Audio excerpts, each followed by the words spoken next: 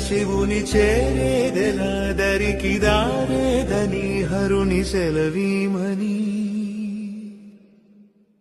నీదే కదా తనువు నీవే కదా నువ్వు నాదేది నీ దరికి నన్ను చేరని నా శ్వాస నీకు నా నీరాజనముగను నా స్వరము నీకు నా అభిషేకముగను ఈ తనువు నీకు నా నైవేద్యముగను నా కర్మలే నీకు పరిచర్యలుగను అక్షరములు నీకు అక్షతలుగాను పదమాలలను నీకు పూమాలికగను కరతాళ ధ్వనులివే మేళతాళాలుగను సేవించనా నిన్ను నీ భక్తునిగను